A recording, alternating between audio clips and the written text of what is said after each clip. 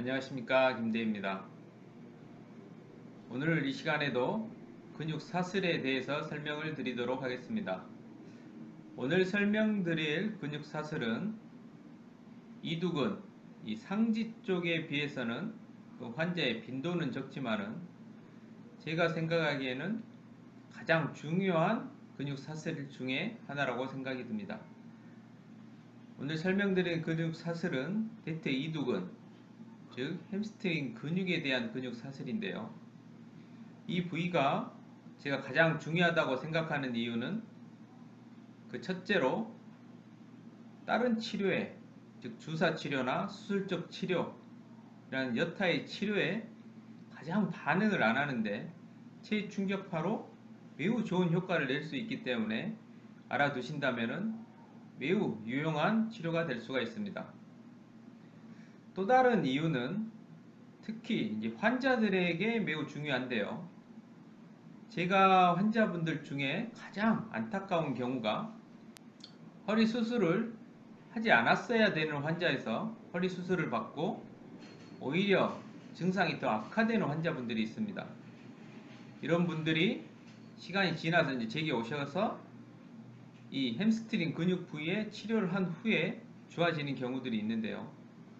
이런 분들을 보면은 수술 전에 만약 이 햄스트링 부위에 체충격파를 시행을 해 봤더라면은 수술을 회피할 수가 있었고 수술로 인해서 그렇게 힘들게 고통받는 일은 없었을 것이고 또한 빠르게 치료가 되지 않았을까 하는 안타까움이 있어서 이 부위는 꼭 알아두신다면은 이렇게 쓸데없는, 즉 하지 말았어야 할 수술을 회피할 수 있는 좋은 치료 위치이기 때문에 꼭 알아두셨으면 합니다. 대퇴 이두근 같은 경우는 기존의 영상에서 제가 여러 차례 설명을 해드렸기 때문에 대부분의 내용은 다른 유튜브, 제가 올려드렸던 유튜브를 확인을 하시면은 쉽게 이해를 할 수 있을 것으로 생각이 듭니다.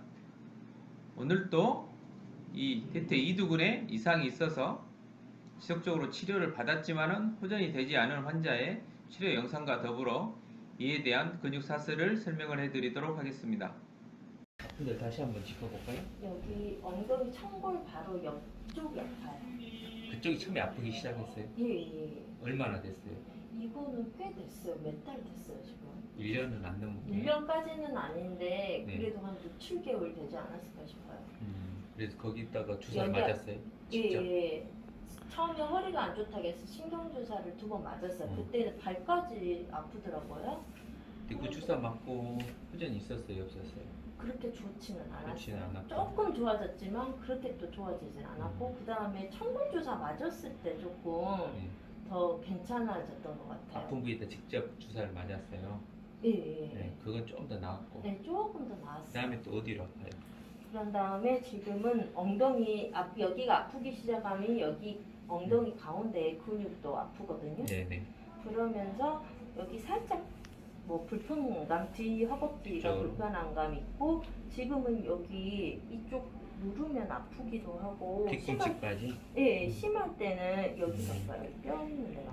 뼈 있는 데. 주로 밤에 아프다고요? 예. 그리고 이 햄스트링이 아프게 할 수 있는 데가 이제 골반 여기, 그 다음에 무릎 뒤에, 뒤꿈치까지 이게 쭉 연결되는 근육이거든요.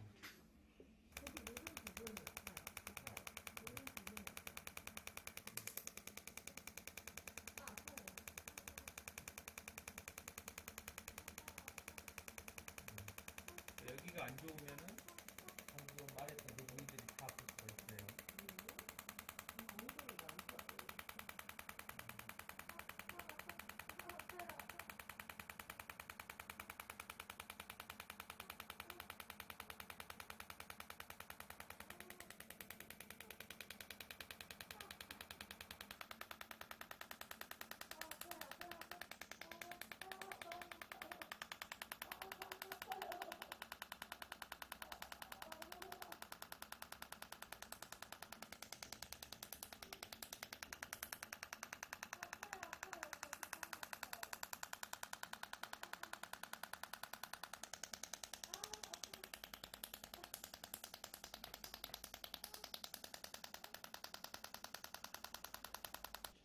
걸어보세요. 가벼워지는 것만 보세요. 괜찮은 것 같아요. 지금은 어떤 느낌이에요? 가벼운 것 같기도 하고. 쭉 앉았대요.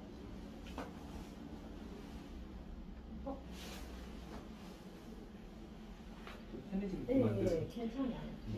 방금 보신 환자분처럼 이 환자분도 이 엉덩이 부위에 통증을 호소를 하셨고요. 어떠한 경우에는 엉덩이에서 이 내려오는 이 좌골 부위에 통증을 호소하는 경우도 있고, 또 어떤 분들은 무릎 뒤쪽, 특히 무릎 후방의 외측 부위에 통증을 호소하기도 합니다. 또 어떤 분들은 이 뒤꿈치 부위에 통증을 호소하기도 하는데요. 이 대퇴 이두근이 이상이 있었을 때는 크게 이 네 부위에 통증을 호소할 수가 있기 때문에 사람에 따라서 통증을 호소하는 부위는 다르지만은 치료를 하는 치료 부위는 거의 일맥상통한다는 것을 아셔야 합니다. 방금 보신 환자분에서는 골반과 뒤꿈치 모두 통증이 있었기 때문에 대퇴 이두근과 비복근의 외측 머리를 지금 치료를 시작했지만은 다음에는 발바닥과 골반도 치료를 할 예정입니다. 그런데 어떤 분들 같은 경우는 골반에 주로 통증을 호소하는 경우가 있는데요. 이런 분들 같은 경우는 대퇴 이두근과 비복근의 외측 머리 치료 후에 골반에 대해서 집중형 치료를 이용해서 치료를 하시면 되겠고요. 또 어떤 분들은 뒤꿈치 부위에만 통증을 호소하게 되는데요. 이러한 분들 같은 경우는 대퇴 이두근과 비복근의 외측 머리 치료 후에 발바닥에 대해서 치료를 하면은 좀 더 좋은 치료 효과를 얻을 수가 있겠습니다. 치료 시 핵심 목표점은 대퇴 이두근의 단두와 비복근의 외측 머리가 되겠습니다. 대퇴 이두근은 대퇴골의 원이 3분의 1에서 2분의 1에 걸쳐 기시하고 있습니다. 조금 더 자세히 살펴보면은 대퇴 이두근의 경우 단두는 대퇴골의 중간 부위에서 기시를 하고 장두의 경우는 좌골 부위에서 기시를 하게 되겠습니다. 원위 부위에서는 비복근의 외측 머리와 내측 머리가 대퇴 이두근과 연결이 되는데 이때 외측 머리가 더 중요한 연결 사슬이 되겠습니다.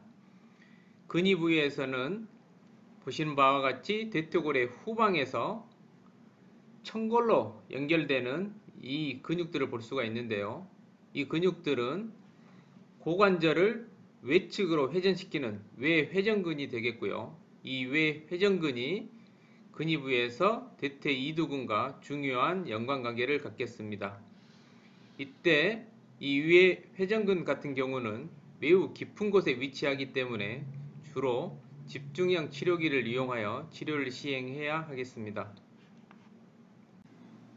이처럼 근육 사슬에 의한 치료법에서 반드시 그 근육 사슬 전체를 치료를 하실 필요는 없고요. 그 통증 위치에 따라서 그 치료 부위를 결정을 하시면 되겠습니다. 이를 잘 이용하시면은 정말 오랫동안 호전이 없던 환자에 대해서 좋은 효과를 낼 수 있으니 반드시 숙지하시고 치료를 해보시기를 바라겠습니다. 경청해 주셔서 감사합니다.